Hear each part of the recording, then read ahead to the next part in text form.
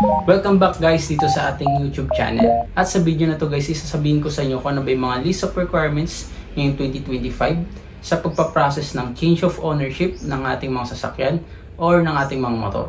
Dahil recently nga lang guys ay may nilabas na naman ang panibagong batas ang LTO na kung saan within 20 days na pagkabili natin ng ating mga second hand na motor, kailangan mag-process na agad natin ang pag-change of ownership nito. So ibig sabihin guys, within 20 days kailangan na mailagay na natin sa ating pangalan yung mga sasakyan na nabili natin ng second hand. Siyempre bilang isang motorista, kailangan natin sundin yung mga bagong batas na to para maiwasan din natin guys yung mga penalties na kasunod ng mga to. Dito nga sa Change of Ownership Act na to ay medyo malaki-laki guys yung penalties na pwede nating makuha pag hindi natin ito nasunod within 20 days. Kaya stay tuned lang kayo dito sa video guys para malaman nyo yung mga updated na list of requirements pagpaprocess nga ng change of ownership ngayong 2025. Tara, simulan na natin. Number 1 na requirement na kailangan natin ay yung original copy ng ating mga ORCR. Napakahalagang dapat dala natin lagi yan pag tayo ay may mga pinaprocess na papeles sa LTO. If in case guys na may nawala kayong ORCR, pwede nyong ipaduplicate yan sa LTO. Dito guys may video tayo niyan kung paano yung process at ano yung mga requirements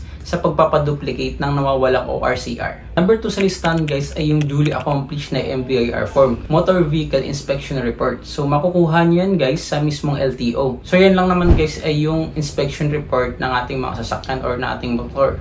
So kailangan na check mismo yan maigi ng LTO bago nila kayo bigyan ng MVIR form, and kailangan may signature yan guys. And number 3 guys sa ating listahan ay yung PNP CHPG Clearance Certificate. So saan nyo nga ba yan makukuha?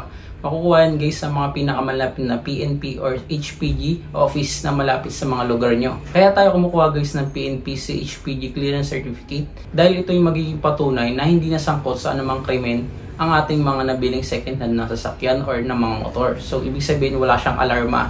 So pag may alarma yung mga nabili nating second hand na mga sasakyan ay medyo magkakaroon tayo ng konting problema dyan. Pangapat sa ating listahan guys, yung absolute deed of sale. Ayun nga yung mga kasama sa pagbili natin ng second hand na sasakyan. Kasama yan sa mga documents na kailangan meron tayo, yung deed of sale. So kailangan yan guys ay notarized po yan.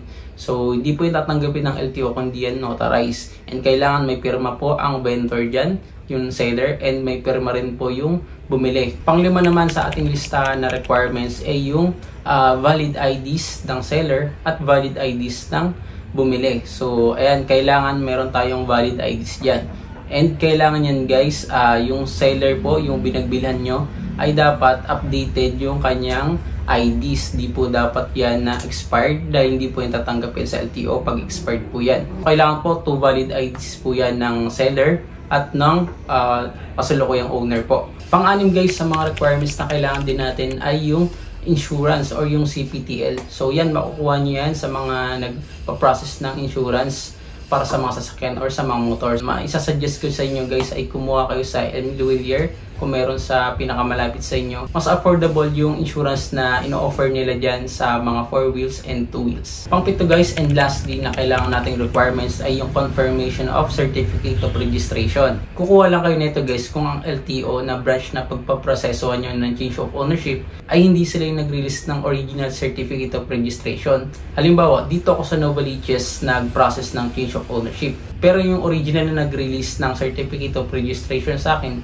ay sa Las Piñas. Ang mangyari dun guys ay yung mismong LTO na Novaliches na yung magre-request ng confirmation of CR doon sa original LTO branch na nag-issue ng certificate of registration. Yung paggantong request guys ng confirmation ay nagtatagal po yan ng 1 to 2 weeks. And isa po yan sa pinakakailangang requirements dahil minsan kasi yung mga nabibili nating second hand na mga sasakyan or motor ay malayong lugar pala nila nabili yung unit na yon. Halimbawa sa probinsya po siya nabili yung second hand na nabili natin na motor or sasakyan, eh syempre di naman tayo pwedeng pumunta agad doon para lang sa pagpaprocess ng change of ownership.